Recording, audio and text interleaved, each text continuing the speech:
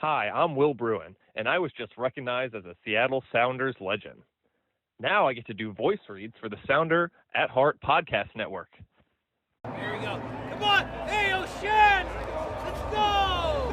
What a save by Fry! The Seattle Sounders have done it! MLS Cup winners!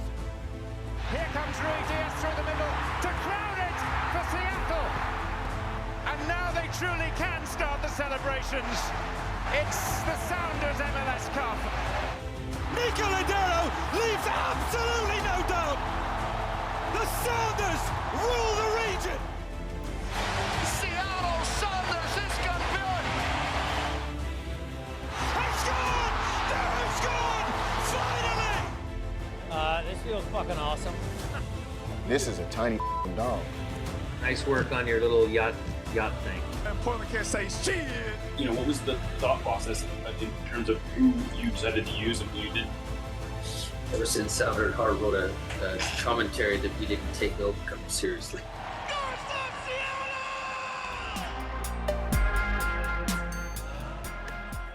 This episode of Nos Arietes is sponsored by Full Pull Wines, a Seattle-based wine retailer and proud sponsor of Nos Arietes since 2011. Full Pull was founded in 2009, is based in Seattle, and is owned and operated by longtime Sounders supporters. They offer the best boutique wines of the world to members of their mailing list, with special focus on their home, the Pacific Northwest. Welcome back to another episode of Nos Arietes on the Sounder at Heart Podcast Network. It is Friday. We are doing What We Learned This Week with Niko Moreno at Starfire at Longacres. I'm all thrown off. We don't have our normal recording equipment, so we are. Hopefully, this sounds okay. Hey man, sometimes it happens. We gotta adapt. We gotta move along. Like you said, we might be a little bit off today. I felt off in the presser today, so there's something odd about the week. It's been a little bit funky. It's because the noon kick on Saturday is throwing us off. It's affecting us. Exactly. Yeah, but there was a Tuesday day that we're off. We're typically off. It's been a weird week. It has been a weird week. But coming off a stretch of games where the Sounders, I think, passed, kind of did the bare minimum to pass the test. And, I think this week, I don't know that we learned a whole lot this week, but we can talk a little bit about what we're seeing injury-wise and lineup-wise. The big thing is Danny Musovski apparently aggravated some sort of muscle injury. He got a cortisone shot yesterday. He wasn't in training. He wasn't really in full training today. We talked to Brian Schmetzer. He basically said he was questionable for tomorrow, and that even if he's healthy enough to play, Jesús Ferreira, even if Musovski is healthy enough to play, it sounds like there's a good chance that Jesús Ferreira is going to get a start at the 9. Yeah, and a good thing in my opinion is that we'll get another chance at watching Ferreira play with a in-form squad with a couple of new pieces that I feel like complement his style of playing the 9, and even with some of the things that he's gonna want to do. We talked to Freddie Juarez about it. We talked to Brian. Him being just closer to goal, being more assertive and a bit more aggressive towards goal. We'll talk a little bit about what he said here in a second, but the bad thing though, and I'm going to just put this out there, Musovski's had some bad things for, if not a couple of months. Since the San Jose game. Yeah, so is it chronic cold? Is it something to worry about? Muscle injuries are something that a lot of people don't really realize how hard they are to, 1, assess, and 2, get over. I remember Tracy McGrady at one point, back spasms kill his career short. But, back injuries are a little bit weird. So kind of tough for a guy that had been kind of hoping to get in a great rhythm. He's in fantastic rhythm. Even in the Portland game, the assist he puts in just kind of tells you where he's kind of up his game. So unfortunate that he won't be around. Yeah. Brian called it a muscle injury, but he did not specify which part of the body the muscle was in. So it could be a back muscle, it could be a leg muscle, it could be an adductor. I don't know. He was kind of coy about the exact nature of the injury. But the main takeaway here is, like we said, Jesús Ferreira getting another look at the 9. I think it's funny because just last week we've been talking a lot about Jesús Ferreira for a while, but last week someone was asking us, what do you think, I'd like to see him in effectively the formation they're going to be playing today. And I sort of dismissed it like, I don't know if we're going to get that chance, because to me, I thought Osaze de Rosario had sort of established himself as the backup, but clearly the Sounders are interested in trying to get Jesús unlocked. And maybe this game sets up really, not only is it against his former team, and it's not just any former team. I mean, this is a team he played as a little boy, essentially, and who his dad played for. So there's motivation and baggage and whatever else. But I really don't think it can be overstated. It looks like it's going to be Ryan Kent and Pedro de la Vega on the outside and Albert Rusnak in the middle. We have not seen anything really like. He's never gotten to play the number 9 with that sort of collection of talent. Yeah, and when you talk about a guy that, look, we talked to him today, and he is not afraid to say that he feels like he has nothing to prove, but at the same time, he hears everything, he hears the noise, and I like that about him. He's not lying to you. He's not shying away from the fact that, he reads the comments, he hears what's going on. And I thought it was cool that Brian Smetzer brought him in, apparently talked to him, sat him down, and he said how much it meant to him that he pointed out what he does do well on the field. Defensively, he said, I'm one of the guys that as a forward, do the most work. I'm more effective. The connectivity I thought has been good. So I appreciate Brian bringing in a guy like that although maybe doesn't want to show it, confidence, it's a part of the game. And I don't know if it's at his highest, although... I mean, it helps when he feels like he has the confidence of his teammates and his coaches, even if he's not feeling totally confident in himself, even if he's hearing all the chatter on the outside. If he feels like he can joke around with his team, he made a joke today about how if someone puts in a header, if you could just put it on my head so I get the goal, I'd appreciate it. Just sort of like playfully understanding that he just needs to see the ball hit the back of the net. I wouldn't be totally shocked if the Sounders are in a position where they have a penalty. Normally, you would expect Albert to take it. Maybe it's Jesus. It's that kind of thing where I think that he seems to be liked by his teammates. He doesn't seem to be putting off this air of I'm too good for this. And he's talking about grinding, really, is what he's talking about doing. He's talking about doing the hard work that is required to get yourself sort of going again. I will say that my concern about him is not, he's clearly a smart player. He's very talented. He has an engine. There are a lot of things I think we can see about him. The main thing, I've said this over and over again, that is worrying me about him is that it's not like he's gone stone cold in front of goal. It's that he's just not shooting. He's not, and so I would hope that if he can get the ball to hit the back of the net, maybe that sparks something. Yeah. We talked to Brian earlier this week. And I said, look, the guy's taken 7 shots in 13 games. You got to be, this has got to be a topic, right? And he's like, yep. He knows he needs to shoot more. We talked to, so this is a thing where I think it can be solved.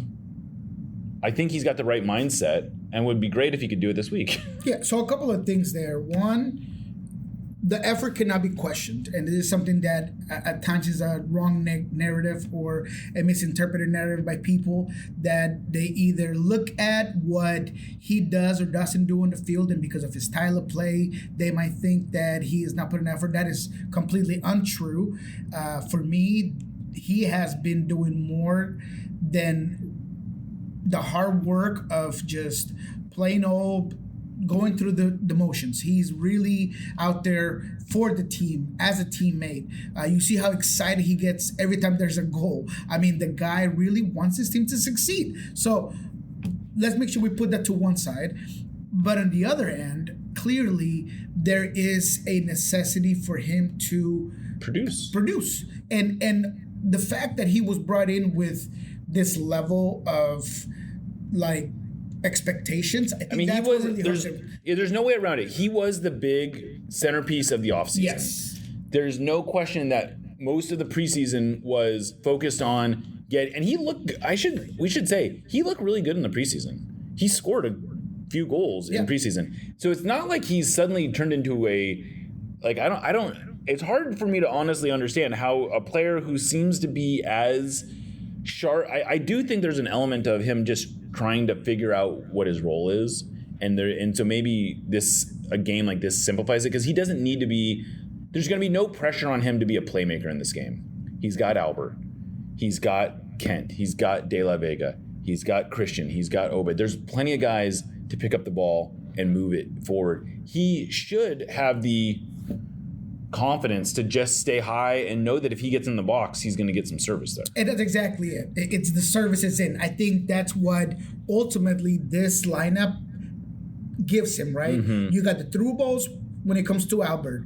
Same thing as the triangles and the diamonds they're trying to set up. He's going to not need to help out in the build-out. He's going to have to be the guy that's running into those spaces. Right.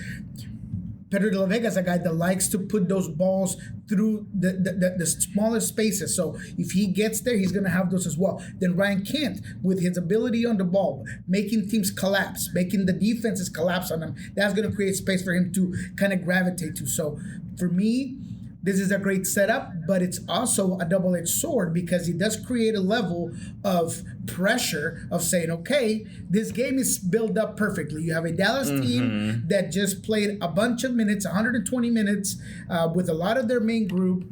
They were in New York. They were in Houston. Now they're flying to Seattle.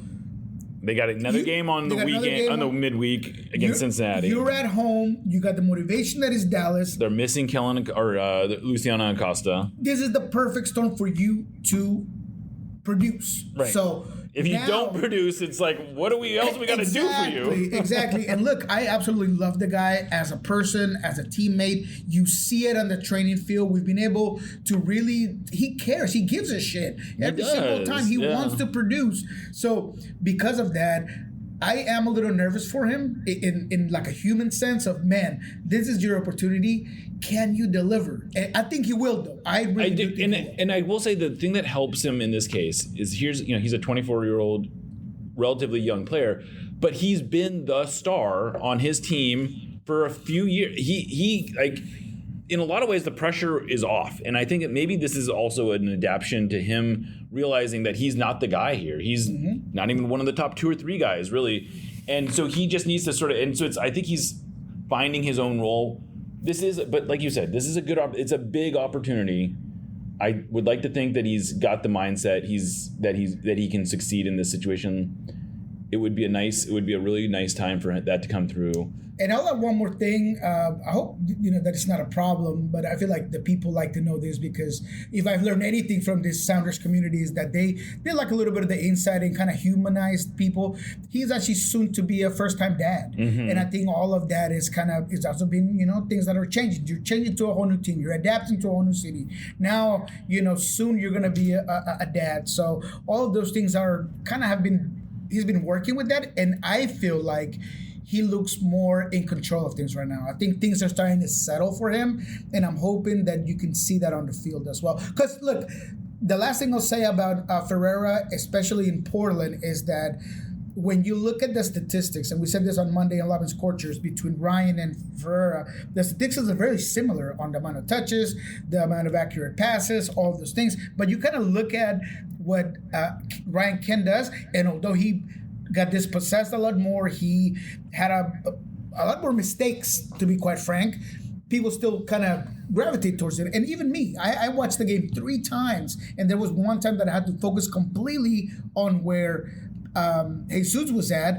And look, honestly, he's a guy that doesn't do a lot of wrong passes, doesn't do a lot of wrong moves, but it's maybe that necessity to be very conservative right now that might be holding him back. So I feel like in this one, like you said, you got all these playmakers. He doesn't need to do that. Exactly. Right? He's going to have to just do his job. Yeah. Up top. Yeah, and one of the things that Brian said that and again, I think it does say something about Brian's willingness to keep putting him out there, because Brian isn't a guy, I don't think, especially for a player like Ferreira, who doesn't have a long history with Brian. No. Who doesn't, there's no reason for Brian to be playing Jesus unless he is seeing what he wants to see from him. I mean, he had no problem benching Pedro de la Vega last year. Yep.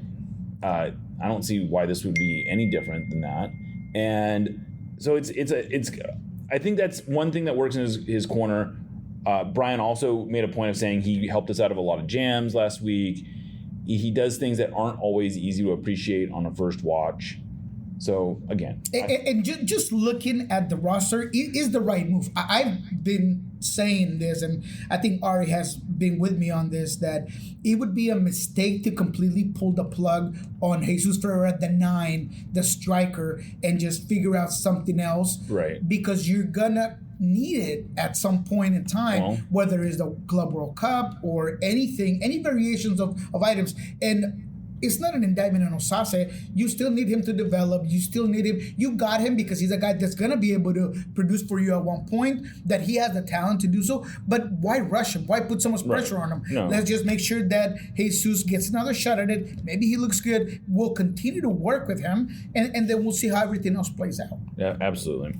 The other bit of news, I suppose, that we got from Brian today was that Jackson Reagan is getting close to fitness, but they aren't quite. It sounds like they would like to get him so he's fully available for the next 2 games. I think the subtext to all that is he's just not quite ready. And so, we'll see. That's going to be hard for a player that sees a teammate, but yet your competition doing as well as Kim has, and now you're trying to get back in, and the coaching staff or the science behind it is telling you that you're not ready. Because he was in a tough position. He was in training all week, this week and last week. Yeah. So I was surprised that he was listed as out going into the Portland game. We thought he might be on the bench. We thought he would be on the bench. Yep. We had been earlier this week. It sounded like he was going to be on the bench this week. He might not be. But it sounds like I think Brian point blank said he wasn't going to be available. In Brianology, in Brian's language, I think you're right. You're absolutely right. So, because I don't remember him saying if he was out. Maybe he did. I think he said maybe he said probably, but if he says probably not going to make the bench, that means he's probably not going to. But long story short is that he's clearly not ready yet, and there's still some time for him to be back fully. So that is a piece of news. Yeah, it is. So other than that, other than those key players, it does look like this is a game that sets up very well for the Sounders, I think. A few weeks ago, when we looked at the next 5 games for the Sounders, which included 2 home games, I listed this as the second most important game of that 5-game stretch because they got to win home games. They definitely have to win home games against Western Conference opponents, and they absolutely need to win home games against Western Conference opponents who are playing on shorter rest than they are, who are traveling across the country. There's no reason the Sounders should not be looking at this as a win, and they did not hide from that. And they said today, I think you asked him about the importance of starting strong, which is sort of a throwaway, and in some ways it's a little bit of a sure, we'd like to start strong, but he was really like, no, we have to start this game. We have to put this game away as quickly as possible. There's no reason to let this team stick around. Yeah, and the word I used, or the phrase I used, was high tempo. You have to get out there and make them run. Take advantage of a team that's clearly has a whole lot of miles, both on the field and on a plane. Yeah, they're going to be something like 8,000 miles. It is insane. And look, if you go back and we'll talk about Dallas here in a little bit, but that was a tough game that they played. But sticking to the Sounders, I really do think that. And I'm going to throw this out here. No, not yet. We're going to hold this. I'll talk about it later. But just to recount what they're going through right now, they flew to Houston, and I assume they went back to Dallas. Then they went to New York. Then they flew back to Dallas, and now they're flying to Seattle, and then they're going to have to go back to Dallas, and then they're going to get to Cincinnati. They're basically doing they're hitting every part of the country. They're hitting like the 4 corners almost of the country. It's a brutal stretch. 4 games in a row on the road. And this is definitely, I wouldn't be surprised at all if they come into this game saying, look, we just got to keep it close for as long as this is not a game. Like, I don't think they're coming into this game thinking about 3 points. They're thinking about how do we keep it close, and then maybe we steal something at the end. And they don't have a great record anyway in Seattle. I don't think they've won here since like 2011 or something like that, 2010. So this is since the Oscar Pereira times, huh? Wow. I think since the Shellis Heineman times. Ooh, really? I'm pretty sure it's been a long time since I actually think they won I mean, it's a kind of a funny day for me, but I'm pretty sure the only time they won here was in 2010 on the day of the World Cup final, because I had an accident where I busted up my face, fainted. This is good stuff. Oh, wow. I had no idea. That's it's a whole nother story that we can talk about. But anyway, yeah. Another thing that I think I want to point out, and I want to not let pass as we talk about what we learned this week, and I attach it to the Portland game, and I don't know if it's necessarily has been said enough, is the level of play that Albert Rusnak is currently on. You have to praise him for everything that he's done. And I hear the comments and I hear, but what's the record of the team with his starting and when he's playing? Look, soccer is a team sport. And at the exact same time, a lot of each component creates and changes the result of the end of the game. But when I look at what he's done specifically, when it comes to being a guy that understands the half spaces, that has been so good on key passes, being a guy that starts and helps so much in the build-up of situations, on the quick passing, and specifically on goals this season. If it wasn't for Albert, the Seattle Sounders would be in a hell of a problem, because he's being a guy that, just like so many, and I'm not going to compare him with Niko, but just like Niko did for this team so many times, when things weren't working up top, he was the guy that was helping out in that sense of being a goal scorer. He has done it so well. So I put on X, if you compare him to the Costa, to Luciano Acosta, to Evander, to Forsberg, all of these guys, he is just as or better than all these guys with even less minutes. He only has 800 and something minutes this season. Yeah, no, he's been very good. I think he's been every bit as good as you could have asked him to be. I think if he plays like this, he has to be in the MVP consideration, because that's what his numbers dictate right now. And, we talked to him this week, and he was as Albert as ever, which was basically like, sometimes you get into a hot form, sometimes you aren't in a hot form. Right now I'm playing well. I'm trying not to get, he's not a guy who is beefing himself up. He just sort of says it how it is, and he's cool like the other side of the pillow, baby. He's a joy to have around. Well, anything else you want to say about Dallas? I know you've watched them quite a bit. You kind of you got your scouting report ready. I do, absolutely, yeah. I'm sorry, I wanted to get back to like the old school notebook thing, but I didn't feel like it was going to be too so I've been doing it on my phone. But look, this is a team that is best in transition offensively, but struggles in transition defensively. Something that I think Seattle can exploit. If you go back all the way back to that beatdown that they got against San Diego FC, they've struggled against transition. Even when they have been able to keep up in the score line, like that RSL game against Dallas, transition moments is what really got them into trouble. For some reason, although Shaq Moore is the more proficient attacker in the fullback side, they struggle defensively on the left side. Both goals against Houston came on the left side. This is a team that, in my opinion, Seattle's going to be able to dominate the midfield, because, look, Ramiro, he had an awful game against New York City this weekend. I mean, he was in the midweek, he was bad. I mean, it wasn't just the red card that he got, but he's the guy that actually deflects the goal in, that is the equalizer. He's a bit of a hothead, on-time challenges. I think that Seattle could really do a number on him. Obviously, not having a guy like Luciano Acosta really limits that team offensively. This is one of the worst teams on the XG for all you XG lovers. I think that they are one of the last 6 teams in XG.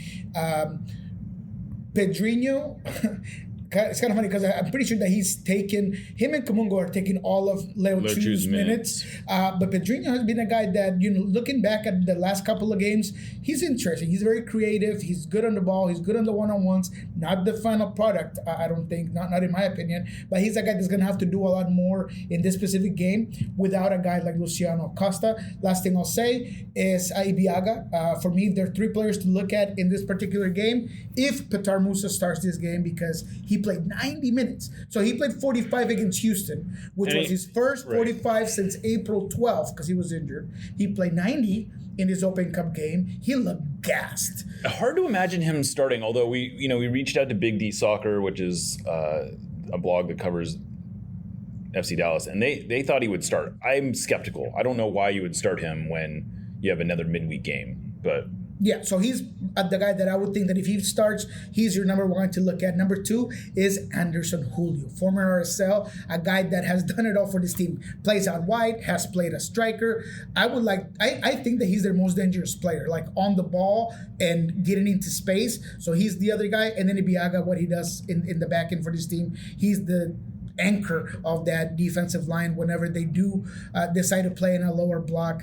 He's that guy. And I think that's everything I got. This is a team that needs some points. They've been awful at home, but they've been better on the road. They have been better on the road. And they have a funny, they've, in their last 8 games, I believe, they've only won 1 game. They've won 2 games, only one against an MLS opponent. And the one they won was on the road against Inter Miami, where they were trailing 3-1, and they won that game 4-3. Kind of very much a wild game, but then they followed that up with a 5-0 loss to San Diego. So it's a team that is hard to really nail down. I take it back. I guess they were at home against Dallas or against Houston on the weekend. But either way, they've been flying all over the place. They lost to New York on the road. They tied RSL at home. This is just a team that's like all over the place. They did tie Minnesota, so I don't know. They also tied at Atlanta. Kind of just a weird team. Their wins this year were on the road against Houston, on the road against Dallas, on the road against RSL, and at home against Sporting Kansas City. So it's not like their wins are particularly high quality wins either. I'll just go ahead and say they're mid-team or even below mid-team. I mean, they struggle offensively. There's no doubt about that. They're very slow-paced, and I said this from the very first time that we played them. They're just so slow-paced on the ball. And the last thing that I have here in my notes, Paxton Pomako came back. That's got to help out some. Not Leo Chu, but he's going to help out that offense. He played 20 minutes against Houston. Played from the 65th on against New York City this midweek. So I expect him probably to either start or be a guy that's going to be your first sub in. But yeah, that's about everything I got on Dallas. So I am curious. I don't know if you track this, but the big breakout player they had last year was Logan Farrington. Was a player they got out of the draft, who they had really high expectations for this year. He hasn't quite picked up where he left off. He's got a goal and an assist. I would imagine my suspicion is that if Peter Musa doesn't start, that he's probably the guy that gets the nod at the number 9. What have you made of Farrington? I think he's good. I think that he has been kind of put into a position where now with Anderson Julio, you have a guy that might be able to stretch out. So when that RSL game, when Musa didn't play, they played a very interesting kind of a 4-4-2 with a diamond in the middle, and it was Kamungo and Anderson Julio as the strikers because he has that quality in him. And honestly, if I have to choose, I'll probably go with him. But Farrington's a guy that's developing, that I think finds himself in some really good spaces, and you love the effort, you love the drive he provides on that end. Would I say that he maybe... I don't want to say got lucky, but I think he got into a really good start that maybe he didn't even expect, and now it's more of a reality check of where he's at. So he's probably in the middle of where he was at last season and where he's at this season. Interesting. All right, well, that's probably a good place to take a break. We're going to come back. We have a whole bunch of stuff to talk about with the Club World Cup. There were some developments this week. The big one, well, 2 big ones, about the ticketing that's going on, and as well as the way that the bonuses and sort of the way that the players are starting to make it known that they are not happy with the way that the bonuses are working. But you're listening to Nos Arietes on the Sounder at Heart Podcast Network, and we'll be right back. Thank you for listening to the Sounder at Heart Podcast Network, which now includes Nos Arietes, Lobbing Scorchers, and the Cooler Guild. We've been independent since August of 2023, but need your support to make sure it continues. Although this podcast is free, it's only made possible by your continued support. Memberships start as low as $25 a year, which not only helps make podcasts like this one happen, but also gets you access to everything we produce.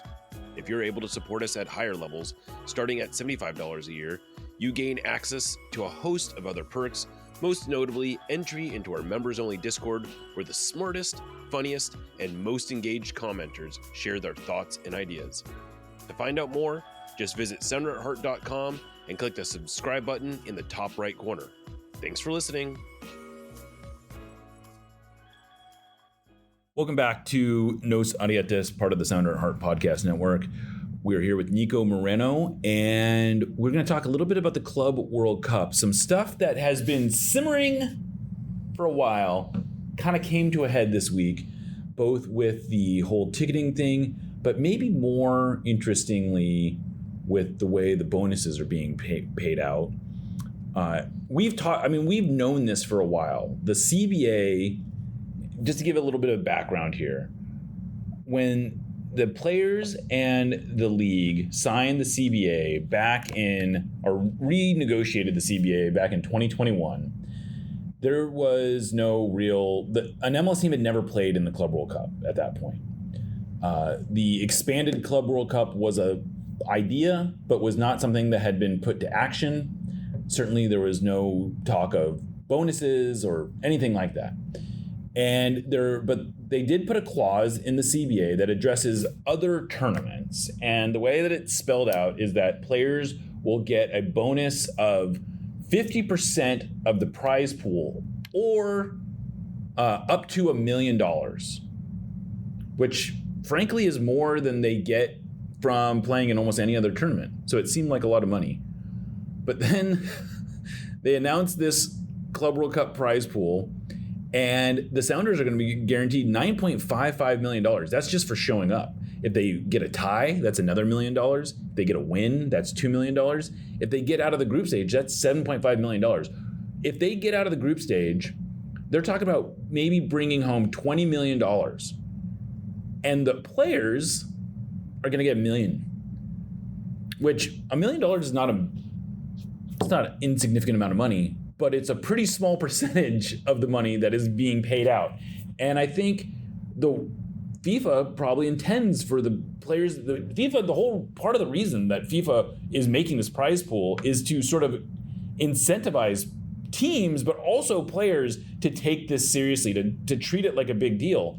And so this week we started hearing, there was a story in the Seattle Times that Jada Evans wrote. I would recommend going to read this, and I'll paraphrase some of what she said, but there was a quote from Christian Roldan where he basically said, we don't really love the idea of essentially playing for pennies, which is maybe a little hyperbolic, but Steph Fry also made it clear that they have been trying to talk to the league about raising the bonus, the amount of money that the players get, and they've sort of gotten stonewalled by the league. The league's position is like, look, this is the CBA, this is what's in there. If we want to talk about this when the CBA comes due in 2028 or whatever, they're going to start renegotiating it, we can do that. But this is what we are right now.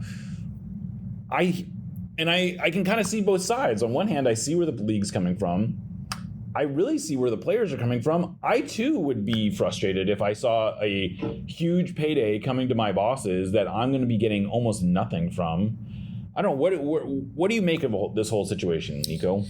Yeah, look, this has been a concern from the very beginning, like you said, contrary to popular belief in Reddit, which I don't try not to read a lot. I don't love drama, and if I wanted to report on this, I could have a while ago, but there was something brewing within both Inter Miami and Sounder players about what that position of the players would be if it was only $1 million that they got. Where do I stand? I think that the players should be compensated for an unforeseen, uncharted waters of a tournament that has this sort of payout. Because, yes, as much as I understand where the league stands from a legal sense, I think that it makes a lot of sense to keep your players happy, to provide the best product available, to at least have the conversation of saying, hey, where can we meet? But if the stance of the league is, I don't care, this is what you're getting, then I have a problem. I will say from a practical standpoint, like, okay, I get it. The league has the legal position in this one. Right.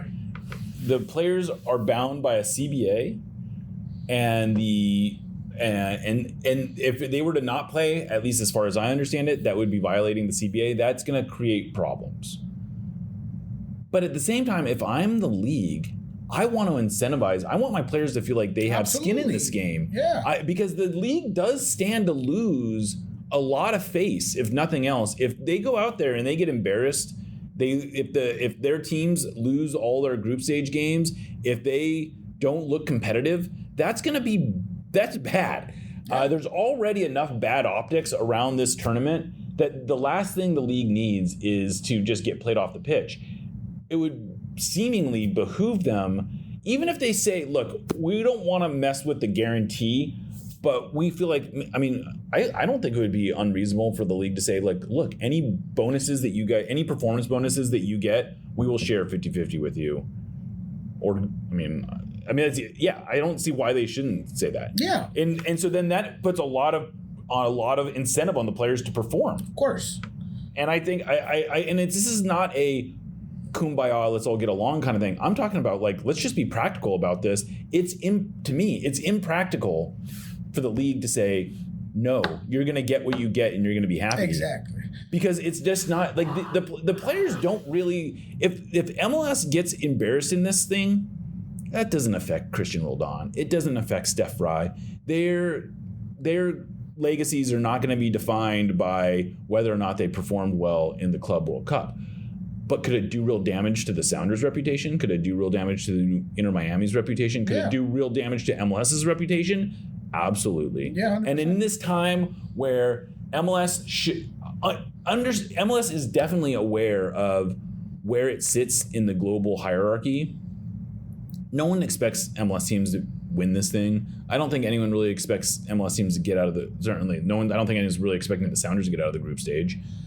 But that doesn't mean they shouldn't be incentivizing them to do everything they can to perform. And you don't want a situation where players feel like they need to, sit and not dress, and then it becomes an issue and it becomes a game of chicken of we're not going to play and you are going to play, and there's fines and there's all these things.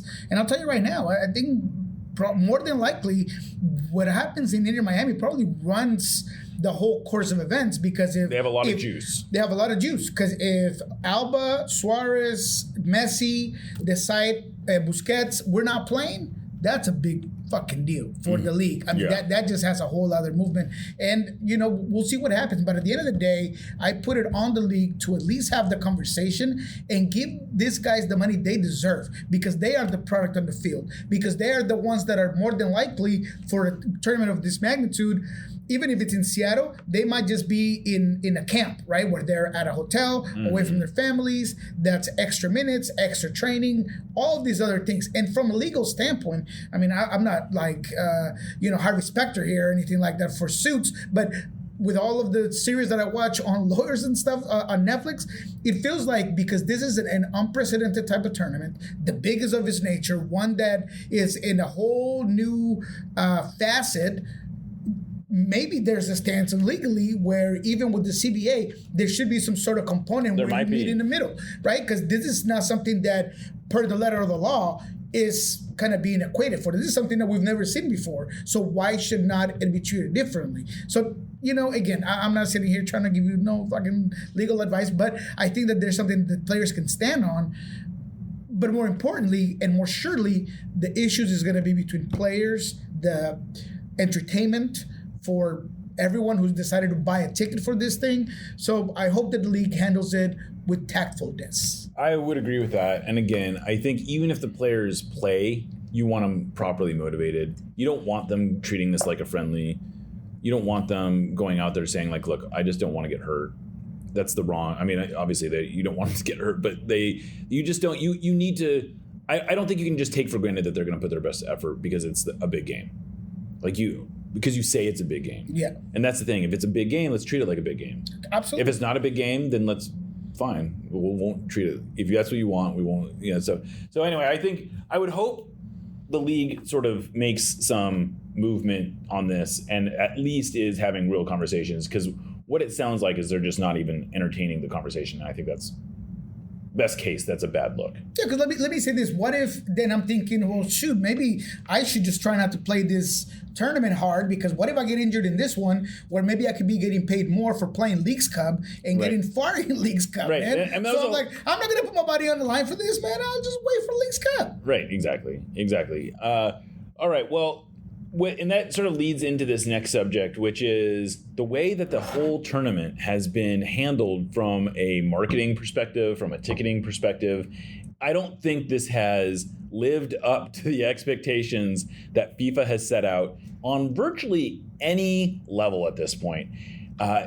Here we are 30 days out, and we just got news this week that all of a sudden the prices for tickets for a lot of these games came down dramatically. All of a sudden you can get into, like, there's a game here between River Plate and Urawa Red Diamonds, which is a Japanese team. Mm-hmm. You can get in for about $30. They're, the best seats in the house are like $60. So it's basically priced like, almost like a regular Sounders game. And that's probably the right price point. But why are we sitting here 30 days out and all of a sudden these prices are finally at a level that seem to make sense? But beyond that, there's almost no market. I mean, almost all the marketing that's being done, you would not be able to differentiate this between a friendly or any other sort of like fly-by-night tournament. This just seems like, I think FIFA really thought that if they just sort of flipped the lights on, everyone would fall into line, and that is just not the case at all right now. Yeah, look, I have been almost at awe and extremely disappointed on the marketing level. There's literally 2 commercials, and I'm talking about like when it's the exact same commercial. Right. It's 2 different ones that's all they're pushing, and not adding what you look at on Facebook or Instagram. I don't even think I've seen one of these commercials. I've seen a couple, but it's only the same 2, 35 seconds, and it's not great. Doesn't tell you anything. Matt Winters, and let's give him some credit, he reminded me that when it was Super Bowl time, right, I was almost sure that FIFA was going to pay for a commercial during the biggest event in America for everybody's watching this to say, hey, Club World Cup, this is what it means, this is what it is. Well, yeah, explain it short, whatever, or at least put something out there that's different. Right. Have, like you said, Bunny and, I don't know, Charlemagne and all these freaking people just talking about it. It's cool. Come watch it. We saw none of that. No. And actually the marketing that I'm seeing now really didn't really start coming out until about 30 days or so. Right. Yeah. And if you go around and you look at the inventory on Ticketmaster, I mean, I'm talking tens of thousands of tickets are available for virtually every single match. I don't think there's any match that's even close to being sold out right now. We are seeing, for games like, for a lot of these games that don't involve the highest profile teams, it looks like they've probably sold hundreds of tickets.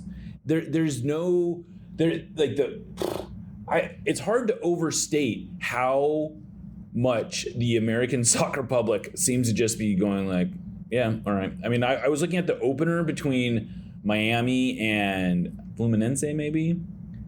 Probably about half full. Really? That's surprising.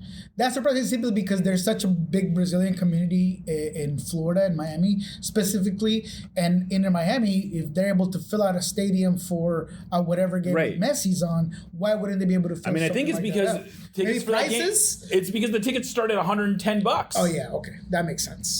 That makes a lot of sense. It's very different. And it's like, even for these games, like the PSG game that's here, I don't know if the prices have really, you can get the only difference between now and when they first came out is now the whole stadium, you can buy tickets all throughout the stadium, but still the cheapest seats are like over $100. You can get better seats for, $300 or so, which is maybe a little bit more in the, if I'm the kind of person that wants to spend $300 on a ticket, I might do that. But I mean, who wants to sit in the upper deck to watch PSG Sounders for $110? I mean, I realize they've sold some tickets for that. It just seems like the price and the value proposition for this thing is way off. I will say some credit deserves to go to the Sounders though, because about 2 weeks ago, was when FIFA first started dropping the prices for this. And the Sounders at that point basically reached out to FIFA. They reached out to Ticketmaster and said, look, we have, thousands of fans that bought tickets at these inflated prices. We have a bunch of people on staff that bought tickets at these inflated prices. Can we get a refund and buy at the lower price? And they've sort of been negotiating with the various bodies to come up with something. And it looks like what happened was they got FIFA to agree, if you bought tickets from the fan club section or whatever, you can get a refund and then buy cheaper tickets if you want. Although I don't know if you can get still seats in the supporters section. And then they also are now offering about 20% discount tickets to Sounder season ticket holders to buy tickets for all the games that are here. So that's nice. That is good. And then the other element, though, and this is where it gets sticky, is most of the tickets they sold were still through Ticketmaster, and it looks like they still don't have a resolution on what they're going to do there, but they're collecting email addresses of everybody. So if you bought tickets, I would urge you, there's an article actually right now on Sounder at Heart. You can go there. There's a form that you can fill out, and there's also a link to the discounted tickets. And I mean, I don't know that you're going to be able to make everyone happy at this point, but there's a lot of really frustrated people who bought tickets for sometimes 2 or 3 times what the same tickets are selling for now, who are sort of like feeling like they got kind of scammed. And I mean, I don't know how much of an impact this is going to ultimately have on the World Cup, but I do know that it's putting a sour taste in a lot of people's mouths for a tournament that people should be really excited about. Both this, I mean, when we first got news that we were going to be hosting the Club World Cup this summer and then the World Cup next summer, I thought that was so awesome. I was really excited. I thought it was this great opportunity, and now it just sort of feels like we're being looked at like cash registers, which is not a great feeling, I don't think. And you don't want unhappy consumers when this is supposed to be the dress rehearsal to the Club World Cup. So it's already a bad start to it. You'd hope that they would learn from the way they ran this thing that just seems to have wrong, and then they fix it. But that doesn't take away from the fact that we're missing an opportunity at this fantastic event, venue, opportunity for everybody to come see. And between the issues, between the pricing, the lack of marketing, maybe the atmosphere won't be as good as it could potentially have been. I mean, this is one of the things I think about. We're going to get a game between PSG and Inter Milan for the UEFA Champions League title. Both of those teams, not playing each other, but both of those teams are going to be visiting Seattle this summer. There's almost I haven't seen anything about that. That's wild to me. This should be everywhere. No, we got River Plate coming here. I haven't seen almost anything about that. You got some of the world's biggest clubs that are going to be playing in Seattle, and it's like, oh yeah, here's some Google ads. Maybe you see a billboard. Maybe there's an ad on YouTube or something like that. But I don't know. It's a bummer. I think this tournament does, I believe, have some potential, but it's not. The potential is not going to be seen if FIFA just comes in here and thinks people are going to get excited to pay outrageous sums of money to watch these games. And I'm really hoping, and I have no doubt that for the Sounders games, there's still going to be all the Sounder fan base. I think it'll end up being okay. But it's really sad that, let's say, like River Plate, who, by the way, I've actually heard from a couple of people already that they're not going to be able to make the game because of visa stuff. So that's the other thing is, like, we got all this other stuff going on outside that it's not just ticketing, that the United States is actively making itself unattractive to foreign visitors with all this nonsense that's going on with visas and, deporting people who are otherwise legally here. It's a really gross situation. And I literally just heard, I was checking my WhatsApp, they had bought tickets already. Now they're trying to sell them because they already have been told that their visa situation won't be able to come in by the time of the tournament. So, ridiculous. I don't know how I feel about how the attendance is going to be for these other games that are not Sounder games. Yeah, well, I hate to end things on a down note, but sometimes that's what we learn sometimes this week. That is what we learn sometimes. But indulge me here for a second. Speaking of just negatives, I did want to just comment a little bit on a comment that we got in our last on our last show podcast, where, with some sense that we're sort of saying that, that what we're doing was just being, if not, we weren't being hard enough on the club. And let me just say that for me, at least as someone who has consistently, Soccer Ball says, critical analysis of our current situation is what is needed. A candid evaluation of where we stand seems not possible because you have to protect your access to the team. Let me say this real quick. I am as critical as they come. I've actually been told that I'm way too critical. And the reason why I don't always criticize is because this was coming off of a 3-1 win against Houston last week. No, off of the I'm guessing it was the 4-0 loss against LAFC. Okay, well, that's what it was. 4-0 loss. We're talking about the Portland game, and we were not. I guess you're right. Yeah, so so we understand. I understand the discourse and why you've been negative, but as we said on that show, there is a level of context that needs to be brought in. And when it comes to me as a journalist, I want everybody to know that it's not a bit. When I criticize, it's because it needs to be criticized. When I bring up a story because of the way Niko was treated or because of things happening in the locker room, it's because I feel those are stories that need to be told. But it's not a bit. Right now, the team is in the course that I feel like they need to be in. There's nothing that I need to criticize at this time, and therefore I won't, because it is not a bit. It's just me doing the best I can as holding journalists like Jeremiah that are real journalists, and I just try to abide by that professionalism. That's it. I try to do as best as I can to do so. So I love the comments, good or bad. I love that you guys listen, but I wanted to address it a little bit because, we don't all just talk about good comments. I had a wonderful comment on Reddit that was shared to me by a colleague, and, I put it on X. That's beautiful. I love it. I appreciate all of you guys. But some of these bad comments, if we got to put those out there and explain them, I will do so. And thank you for indulging me on that there, Mr. I did want Jeremiah. to end on a positive note because I was reminded of this just now. We are going to start sort of a partnership with Pulso where you did an interview with Andy Rose last week. This week.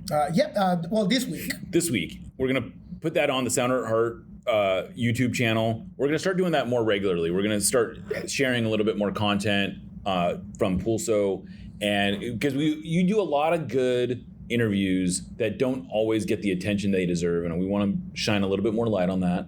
So if you are looking for a reason to subscribe to our YouTube channel, there's a good one, and also want to help promote Pulso and the stuff that you're doing.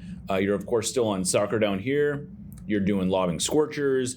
You're all over the place. Niko, thanks again for doing this. It's always good catching up with you on these Friday afternoons. Thank you, Jeremiah. Thank you to the audience for listening. Yep. All right. Well, that is what we learned this week. I am Jeremiah Shan. This is Nos Arietes, part of the Sounder Heart Podcast Network, and we will catch you next time.